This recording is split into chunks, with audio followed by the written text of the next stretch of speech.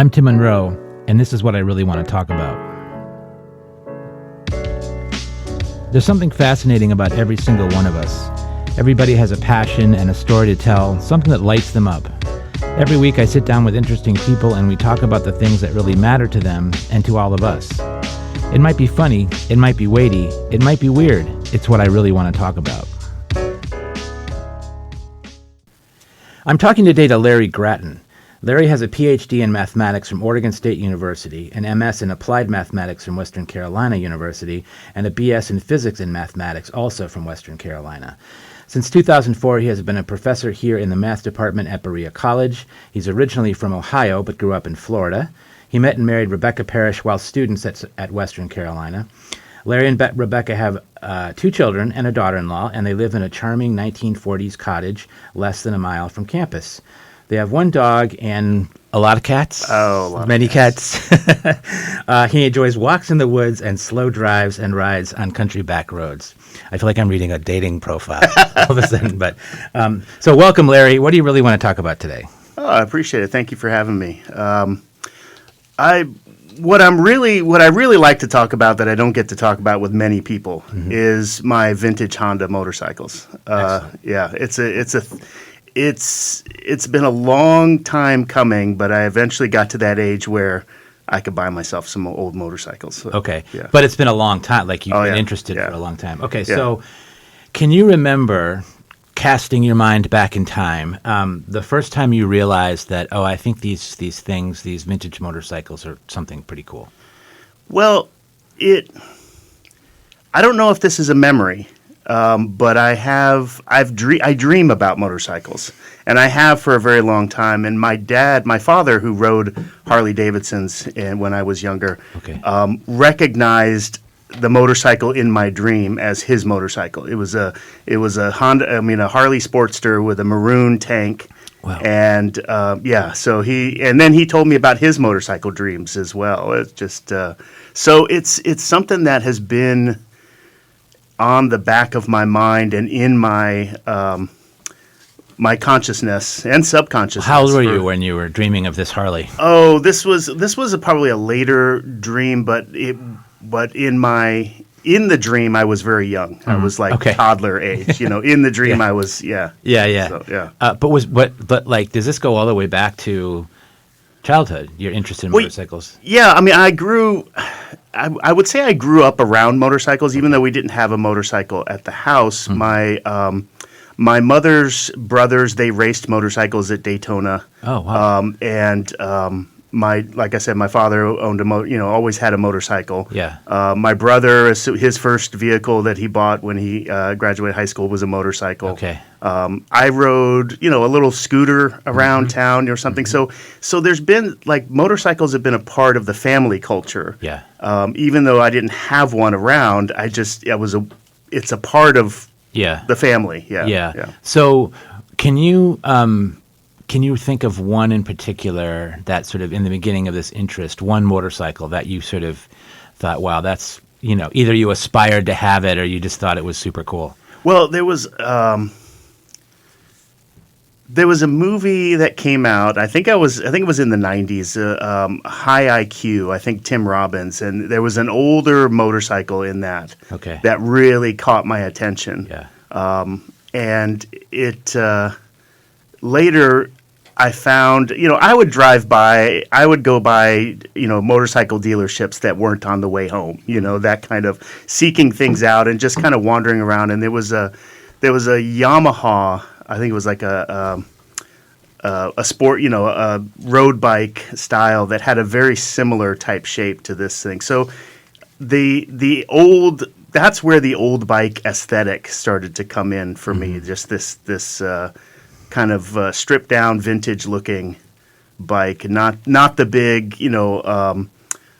gold wings and cruiser bikes and things that you see, but these simple small bikes is where that started. Yeah. Why do you think you were interested in that particular kind of bike? Oh goodness, why am I interested in that? The simplicity of it really appealed to me. The air cooled as opposed to liquid cooled, water cooled.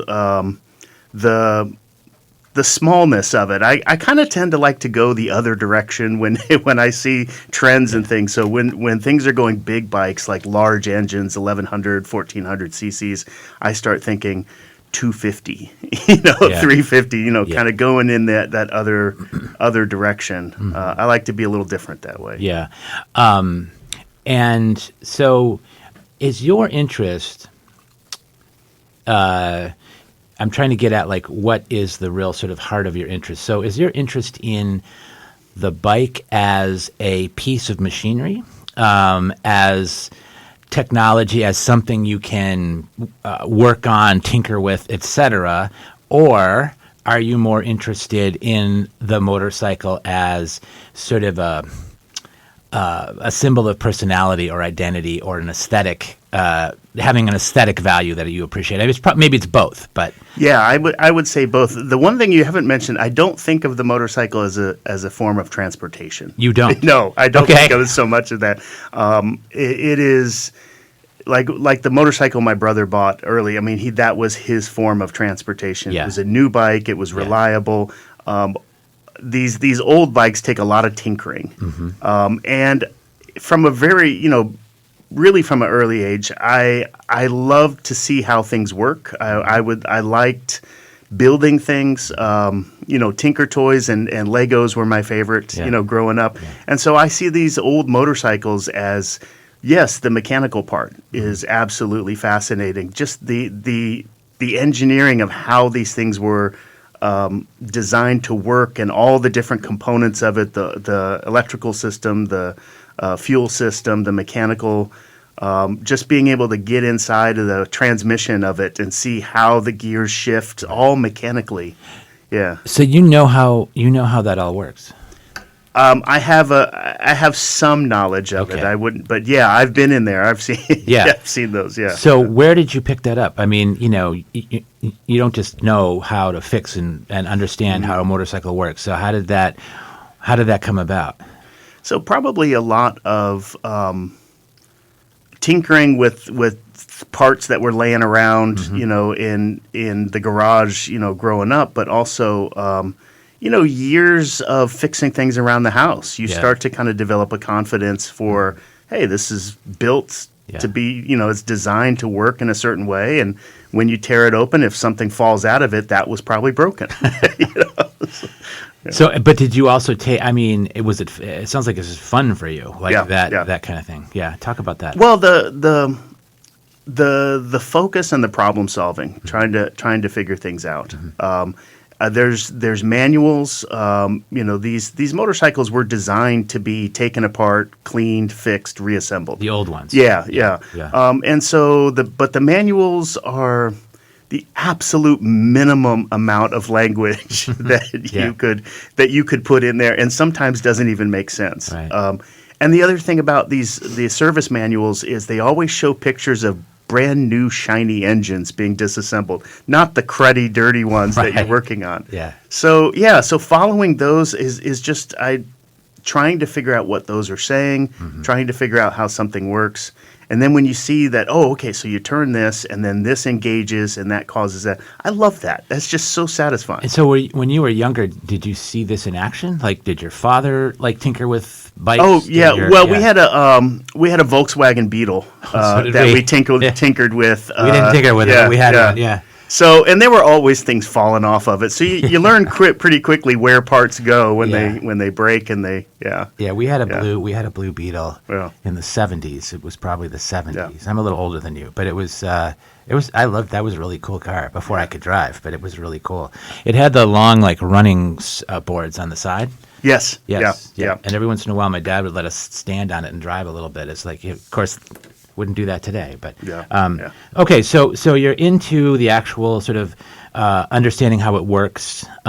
So if I had a vintage motorcycle that had broken down and I brought it to you, you could fix it. Maybe we could. I tell you what, we could have a really good time trying to find out why it's broken, and then maybe in a year or two try to figure out. It's a slow process. I'm not a shop. I'm not going to turn around and get this back to you in a week. So I love that. So it's not a you're not doing this. It's not a results oriented Right, hobby. It's a yeah. process. Just looking at them and working on them is what you. I enjoy sit the in most. my shed, Yeah. and I just look at the bikes and then kind of look over them, see if there's any oil dripping anywhere, see if there's anything. So yeah, it's a slow process. So tell us about the bike or bikes that you own. Oh, okay. Yeah. Well, I've the bike that I'm riding at this time is a 1971 Honda CB 350. 71. Okay. 71 350 Model K3. Okay. One of the things you learn about vintage bikes is the dates can be really interesting. There's the manufactured date, there's the model date, and then there's this the date it was sold, and so they can be in the early days they can be mixed up. But it's a K3. It's all original except for the mufflers. They rusted out. I mean the parts. Yeah. Wow. And that's for vintage bikes. That's really really important. It's so often those bikes become cannibalized, disassembled. Hey, I need handlebars. Hey, I need this or whatever. Right. So to have a bike that's over 50 years old, Right. that is all original parts is. So does it cost more to get a bike that's all original, or I mean, how does that No, work? they're just rare to find them. Okay. Yeah, it's rare to find a bike that hasn't been modified, hasn't been changed, hasn't been taken apart. So how does one go about finding a bike like that? I'm sure on the internet. But Yeah. So Craigslist is where I found my Okay, bikes, okay. and so just scrolling through and looking for bikes that have been stored for a long time, that just been put up in a garage or in a these barn finds, and you look at it, you can after a while you can tell, oh, that bike's got all the part, everything on it. Yeah. And do you have another bike? I do. I have it depends on how far you want to go down as to mine. My oldest son, he's also into the bikes with me. Okay. In fact, this was one of the things that kicked off this most recent thing is something he and I do together. Okay. How old's your son? He's 97. So let's see how many. Let's do the math. 28. So 28. Yeah, Wow, you're young to have a 28-year-old. Well, thank you. Yeah. I have a 27-year-old. Yeah. And I'm guessing at least 10 years older than you, if not more. Hey, life's a journey. We're all on the road. Right. Exactly. Yeah. Okay, so something you do with your son. So you were going to talk about your second Oh bike. yeah, so somehow that made so you the think other of your bike, son, the other I bike, think. the next bike that is in the works is a 1981 CB 750. That's Also a Honda? Or- also a Honda. Okay. Yeah, I've gone complete Hondas. Hondas are my thing. So yeah, I've decided if I'm going to collect things, that's what it's going to be. Mm-hmm. Yeah, and then we have some other ones that they're in different Are in different states of repair and unrepair and okay. So one you have a big garage workshop. Like where do you keep these? Well, I have a shed in the backyard. We got a shed just for the bike. It's 10 by 16, so fits two bikes and a workbench and places to sit and dream. Mm-hmm. So yeah. Well, I might get to this more later, but how does your wife feel about this hobby? Absolutely supportive of it because she's tired of me talking about it and not doing anything. So, Right. Yeah. That's good. So do you ride these regularly? I wouldn't say regularly, but when the weather, I'm a fair weather rider. Sure. We go out. I rode it yesterday cool. out to the Mountain Day. Oh, you did. Okay, great, awesome. And but it was riding in town. I don't like riding in town. It's a lot of stop and start and a lot of clutch work. And I'm realizing that my clutch cable needs adjusting at this point. So, Yeah. But you do ride them. I mean, it's not. Although you said before, you sort of don't see them as a mode of transportation, but something else. Right. So I see it as hey, let's go out ride on the weekend. And go up in some of these beautiful roads around here, the twisting and winding. Anytime there's a sign that says 25 miles per hour, it has that zigzaggy. I love you it. love those roads. Yeah, okay, that's what my roads. So I want to talk a little bit about the Honda idea. So. We all know Honda. They make cars. It's a Japanese company. Is there a sort of, debate between American motorcycles versus Japanese motorcycles? Like, are there some people who might say, "Oh, you have a Honda"? That's not. It's not a tough American bike, right? Well, I don't know about a debate, but there Yeah. are certainly different cliques. Yeah. There are. I mean, the Hondas. Hondas are being used a lot now for the cafe racer style, the strip down, and that comes from the '60s in England. The rockers and the mods. And their Triumphs and Nortons and things. So Quadrophenia. Yeah. And so Hondas are really, when you look around, you see the CB750s all over the place. They're all stripped down. They all have their cafe racer seats. And so what does that mean? Cafe racer seat. What is that? well, cafe racers were bikes that were modified to go as fast as they can on these tiny British roads and Okay. racing from cafe to cafe. Oh, I get it. Okay. Yeah, and so you pull off anything that causes weight. And so you'll see a lot of air, a lot of space in the frames. They pull off the air filters, replaced with smaller, cone filters. Yeah. Pull off the fenders, pull off anything that's going to cause air drag and slow bikes down. So, Okay. yeah. So, describe, I guess, the first one, the K3, the 71. What does it look like? How big is it? It's a small bike. It's Yeah. a little bit bigger than like what you would think of as like a scooter Okay. or something. And it's a twin cylinder, vertical twin, overhead cam. Okay. It's None of that means five anything speed, to me, but 5-speed, and yeah. Yeah. So is that a bike? It's red. It's red. Well, see, there you go. love that. I love that. Yeah. So is Yeah. this a bike that's built for cruising or for speed? Like, what would you say when they made this? What was the Well, one of the things that attracts me to the Honda is that they were built as utilitarian bikes. Yeah. I mean, around the world, other than America, people ride motorcycles just part of their daily lives. And so these Hondas were really made for mass markets Right. all around the world. And it's just a utilitarian, get around town kind of bike. Yeah. Okay. Yeah. So a lot of people think about motorcycles in terms of speed and like adrenaline. Yeah. And is that something that at any point along, I mean, you're a little bit older now, so maybe that's not as interesting as it used to be. But like, was there any point in which like you were like, I just want to get on a bike and go really fast? No. No. Okay. No, Yeah. no. That was, and it might have been from my uncle's racing. They did that on a track. Yeah. And it was very clear you don't do that on roads. Right. And so there's a whole culture of motorcyclists that are going really fast. Yes. And they have their issues and Yeah. they have their interests and things, so that's fine. But no, I think I love a good slow ride. Okay. 35, 40 miles per hour. Okay. Because on winding roads, it's just Right. as fun. Yeah. Right, and a lot less dangerous. Okay, I'm assuming you wear a helmet everywhere you go. Yes. Excellent. Yeah, Excellent. Because you do see a lot of. I mean, some states have helmet laws. A lot of states don't. Yeah. I don't think Kentucky does. No. Yeah. In Kentucky, the basic thing is footwear and eye protection. Yeah. That's basically it. Yeah. Okay. So we'll talk more about motorcycle fashion maybe in a minute. But let's sort of dive into a little bit of the sort of, motorcycles hold a pretty prominent place in American culture.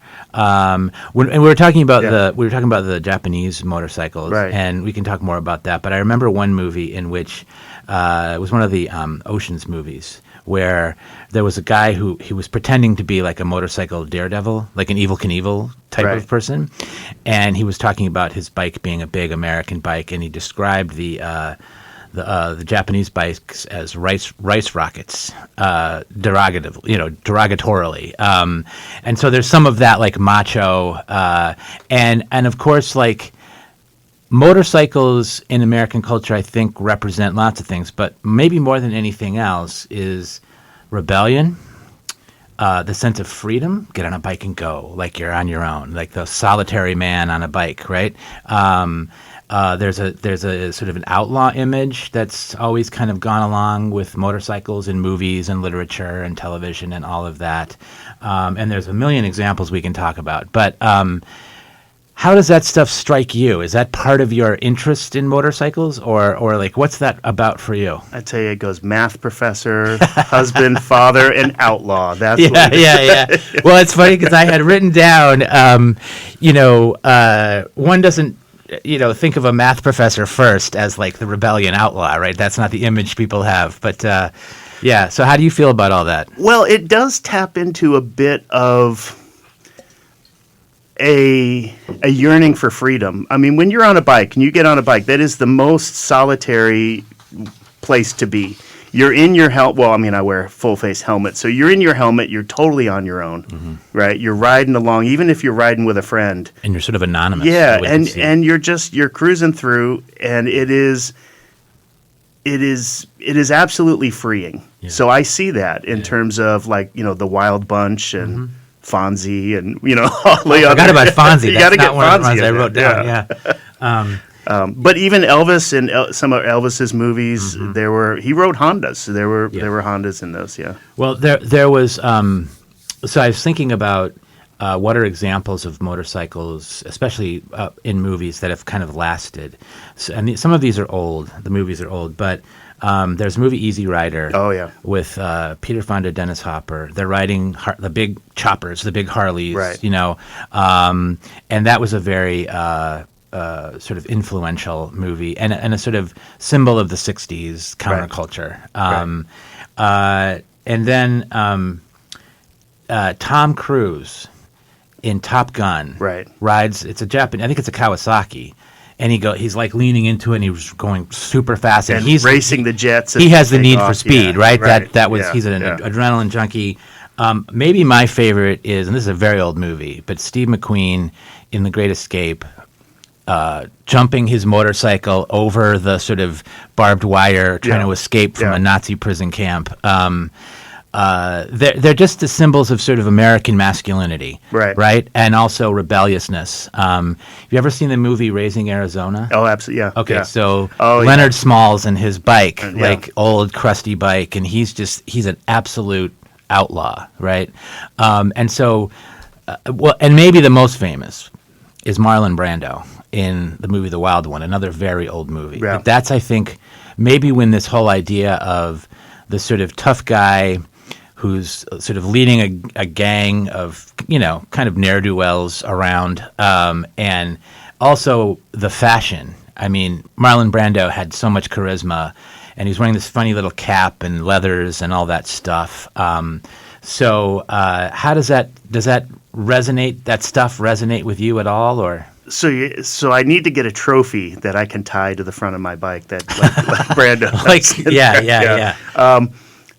It's I think I would be lying if I said I didn't. It was, but then there's the element of safety. Yeah. And so, like, I wear a bright yellow high visibility jacket. Not fashionable. Is it leather? Right? No. It's mesh. Yeah.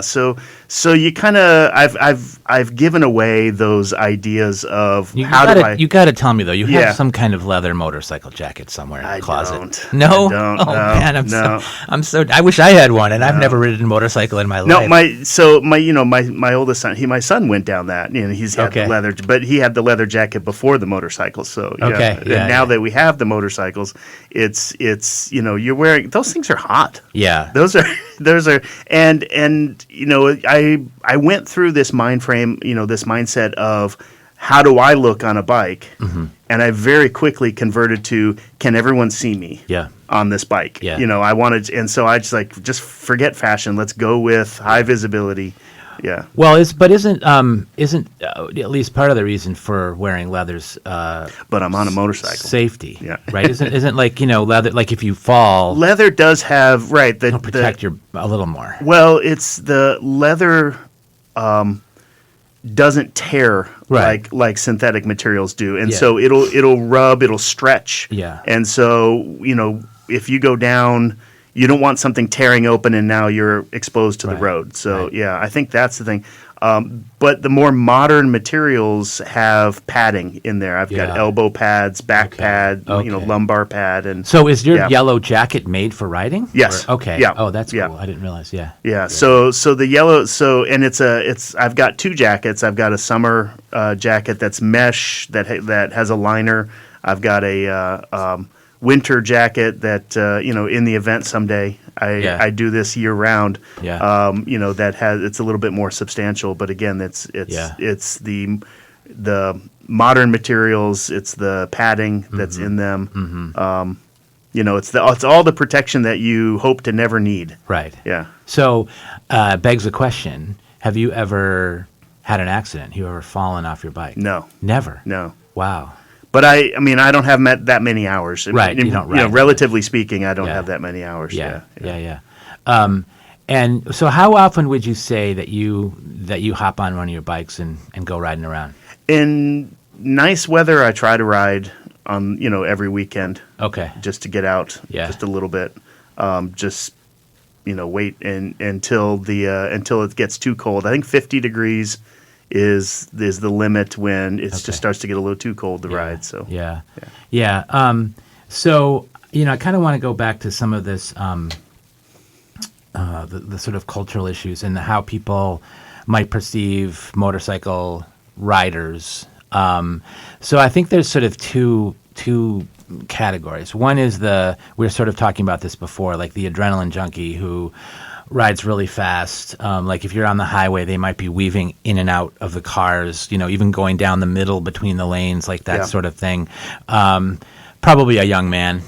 I'm stereotyping. I'm stereotyping, but like, yeah. And then there's also the sort of image I think a lot of us still see of a motorcycle group, a club. I'm not going to say gang because that's probably in the past, but a bunch of people who gather together maybe on a weekend and ride around, often two people on the bike, maybe a couple. And again, I'm stereotyping, but I feel like those people tend to be older and have those kind of big, like really big bikes, either a Harley or a BMW or one of these bikes that's like sort of very large. So how did that all that, especially the bike sort of club or group that, I'm just wondering sort of where all that came from. Do you have any sense of that? There is Kentucky has a pretty good bike culture, I think, in terms of, I haven't found any animosity in, but when you pass another rider, there's a signal. You have a signal. Put your hand There's out. two fingers down to the road. Yeah. What does that Yeah. mean? I've seen that. What does that mean? Two fingers, like. What does it mean? Just hey. Keep them on the road. Yeah. And so just say, and I've never. It's always been a very friendly culture. The riding in gangs, anytime. I mean, when we were kids, we rode our bikes, right? Yeah. Oh yeah. And you don't ride your bike by yourself. You find someone else to ride a bike with you, Yes. and then that turns into like 3 or 4 bikes, and then eventually, So I think it's just a manifestation of that is. Company, you're out there on the road, and then you start thinking, well, where are these other folks? And hey, let's ride together. Right. I think there's also a bit of safety in that because you're going to notice several bikes riding, but there's also a bit of danger because you have multiple bikes in a small area with all being controlled by separate minds. So you have to coordinate when you get a few more, several bikes together. There has to be some sort of, all right, what are we doing? What's the, are we going to stay together? Or are we going to spread out? Right. There's also the phenomena of these big sort of gatherings. There's famously Sturgis, North Dakota, where thousands of bikers gather on a particular weekend and take over the town. We lived in Durango, Colorado for a while, and there was one there much smaller, but there would be a weekend or two in the summer where not thousands maybe, but hundreds would come, take over the main street of the town, stay for the weekend, and they weren't causing trouble, but they did sort of literally take over the town. Like there was nowhere to park anymore. The bikes were everywhere. They were super loud. That's another thing I want to talk about. But they were super loud. And kind of intimidating. Like, Yeah. I'll be honest, like you're walking down the street and there's these guys with these leather jackets and these huge bikes, and you're like, I don't want to mess with him. And it might have been the nicest person in the world, right? But we have these images in our head. It's like, oh, I'm a little intimidated by that guy. And that's something that I still think goes on. The Sturgis thing still happens, right? Oh, yeah. So none of that is interesting to you. Like you're See, that's part of my aversion to crowds, because I think what you're seeing there in the Sturgis thing is a intersection between event lovers and bike riders. Yeah. Right. And so you have to have both in order to really get into that. Yeah. And I'm curious whether, the folks that are a little intimidating, is that part of the persona? Is that part of the, hey, we're together, these are my people, and, I think so, don't you? I mean, I feel like there's a they're wearing the trappings of, whether they like it or not, people are going to perceive a guy on a big bike in a leather coat and boots and a chain, right. a chain hanging off his belt, as a little like, what's up with that guy? Like, a little scary, and they have to be aware of that, right? They're not stupid. I mean, and I think when they come into a town like that, it's like this numbers of us were taking over essentially, without really taking over, but it's like the sense we're taking over this town. So whether you like it or not. So you're saying the guy on the little bike with the bright yellow jacket, not as intimidating? Okay. Probably not. I don't know. I'm not making babies cry. Yeah. Like that. Yeah. Okay. Yeah. I just think it's a really interesting, the fact that it still goes on. And you still see these groups, just even around here, groups that will ride on the weekends and have leather jackets with a name of their club, on the back of their jacket, and sometimes it's like, the language they use is sure, whatever. It's not the Hells Angels necessarily, but something like that, right? And they may be the sweetest, nicest grandpa in the world. I don't know, but they're definitely trying to project some sense of toughness, rebellion, outlaw attitude, like that sort of thing.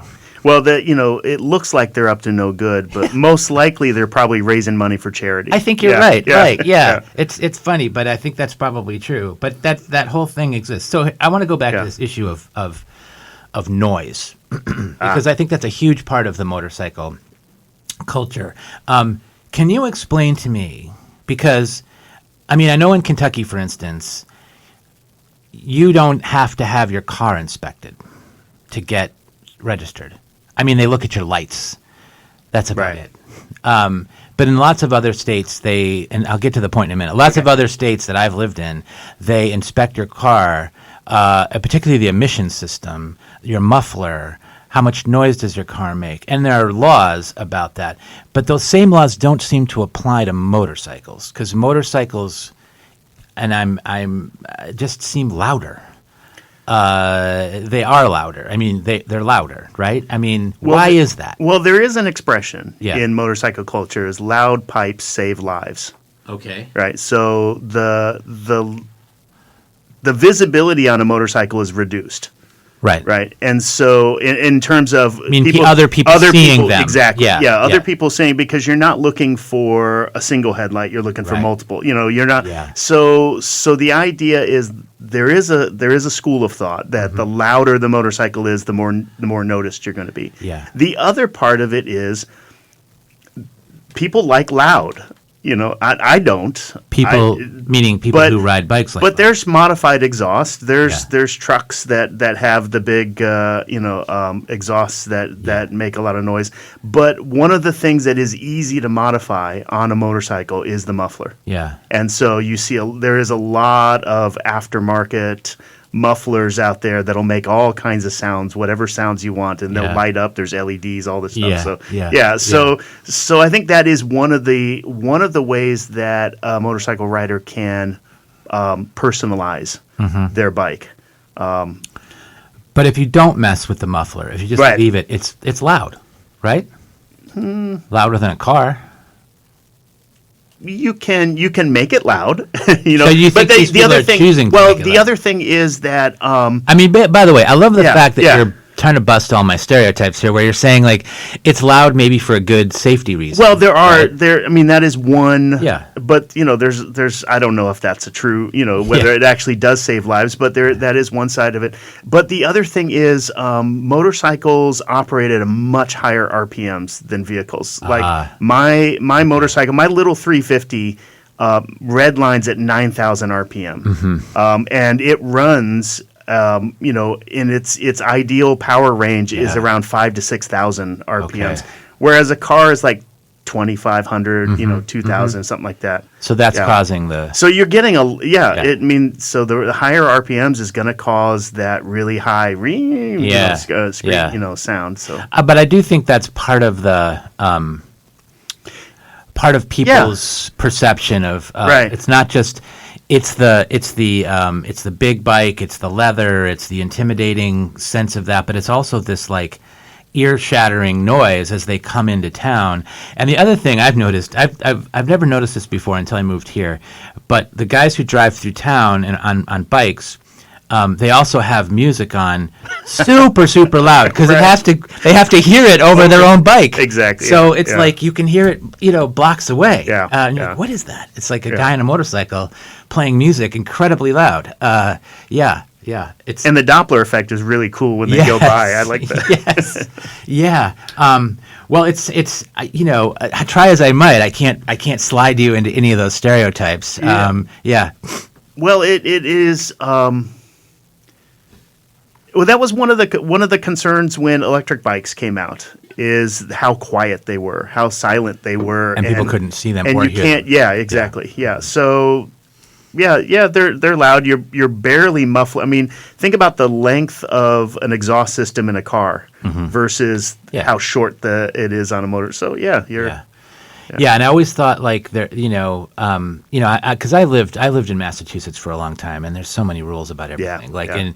And so like the inspection of your car was very strict, and a lot of it had to do with, like I'm saying, the emissions, and is that working well? Is the muffler working, and all that stuff? But I always thought, why don't the same rules apply to a motorcycle? And I don't know the answer. Maybe it's just the sort of just the fact of that machine itself is what causes that, right? Right. I mean, you have an engine that's very nearly exposed. You have a very short exhaust system, very short muffler, and then modified, perhaps to make that because part of the noise for some is part of the culture. The loud, nature of the motorcycles. Yeah. But yeah. So for you, and this is a common theme in your podcast number 19 for me, interview 19, and there's sort of common themes that I like to sort of that develop as I'm talking to somebody that sort of run through a lot of the ones, and in this case I think it's this idea of your interest is almost craft-like in that. You're talking about this piece of machinery as something that you enjoy the process of working on it, understanding how it works, and that kind of thing. Less than, gee, I like to go fast on the road. Right. Or I like how I look in my leathers. And that's a very common that sort of sense of whether you're a craftsperson or a writer or even just somebody who's passionate about something. It's all about this like process of it. It's something I do every day and think about every day that's woven into my life and my identity. But it's active, like it's an active passion that it expresses something, but it's also just like. I'm just into it. Like, I just like doing this, and I can't really explain why. So talk about that a little bit, because that seems like where you are with motorcycles. Absolutely. I mean, if I was more interested in it as transportation, I would not be riding a 50-year-old motorcycle. Right. It would definitely be something more reliable. Yeah. So the ability to be able to get in there and, take things apart. First off, I have to overcome a lot of anxiety about taking things apart, because I know when parts come off of a bike, they can sometimes not make it back on. Right. And I don't know. Especially if they're 50 years yeah, old. Right? but I have to convince myself, okay, it's not running now. What's the worst that could happen? Right. It won't run later. Yeah. So I get in there and just start taking it apart and start learning, and I create space for myself to be able to do that. I lay the parts out. I take pictures as I go. I take, I love looking at parts diagrams, the exploded views of all the, okay, there's this bolt and that bolt and this goes in here. So it's ticking all these mental boxes for me to just kind of be there and be completely involved in it. Right. Figure it out. Yeah. Go watch a video, come back, Right. work on it, go back, watch the same video again, yeah. That's very cool. And it's this idea of you're just doing this for yourself because you really like it and you groove, you vibe with it. And whereas, like, I think all the stuff I'm talking about, the sort of place of motorcycles in our culture is about somebody projecting an image to the world. Hey, look at me. I'm a certain way, right? I'm ride a motorcycle. I'm either tough or I'm dangerous or I'm a rebel or I'm free, or whatever word you want to put on that. And so I've had similar conversations with people about their passions, where it's like, I don't give a damn. I just do this because I don't give a damn what other people think. Right. I just do it because it's cool. I like it for me myself. But it sounds like you've also influenced maybe your son to be, whether you did it on purpose or not. Yeah. Well, it was when my son was a teenager. It got really into antique cars, 57 Chevys, and we went around to car shows. We would drive around Kentucky looking for open garages with old cars, and Just to look at them. And we'd stop and we'd talk to the owners, and we'd go to old car shows. And I said, you notice something about all these old car owners is they have a little more money than we do. And they're retired. They have the time to put into these things. And so one day we were at the beach. We were down in Georgia, and walked past a vintage Japanese motorcycle. Yeah. And I said, well, we don't have room for a 57 Chevy, but we have room for that. Yeah. And so that's where we were like, all right, let's start looking for the old bikes. Yeah. So where does this go for you? Are you gonna? So you own at least two that are running, right? And maybe others that are in pieces that are in various forms. Yeah. Okay. We've got a 1969 CL 175. It's kind of the cross off-road, on-road, even smaller engine, but still a 2-cylinder. That I would love to put. That one came as a basket case. That one came just all in parts.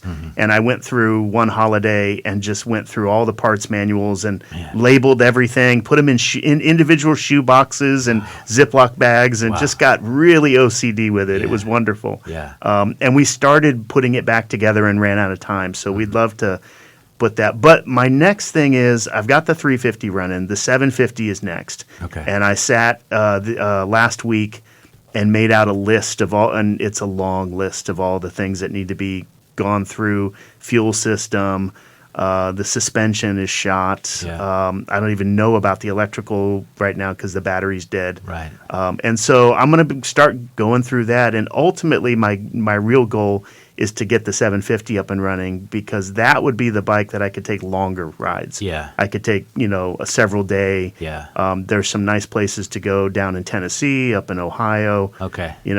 The big dream is cross the country. On a Easy Rider. Yeah, that's the big dream. So by yourself. Yeah. Okay. Or with a friend. Or with a friend. Yeah. Well, that's awesome. And I really appreciate this conversation, Larry. I mean, it's great to learn. I know nothing about motorcycles. Like I know a little bit, but I only know the sort of myth of the motorcycle.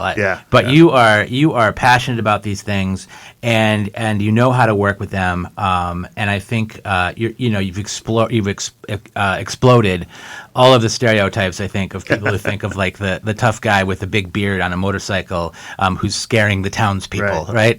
You're not scaring the townspeople. I can tell everybody that for sure. Yeah. Man, all right. But I'd love to see one of your bikes someday. That would be really fun. Hey, yeah. So that would be come really on fun. over. I don't want to ride it. I don't want to No, ride it, no, but no. I would love to. We'll hang out. We'll hang out in the shed, and we'll take. And you can say, "Hey, here's this Yep. doohickey and this, Yep. gizmo," and you can tell me all about it, and that would be really cool. So, I really appreciate your time, Larry. Thank you so much for being here, and it's so great that you got a chance. I hope this was fun for you, because it was a lot of fun for me. Oh, absolutely. To talk about something that you're really passionate about. Yeah. Well, thanks for the opportunity. All right, thanks, Larry. Appreciate it.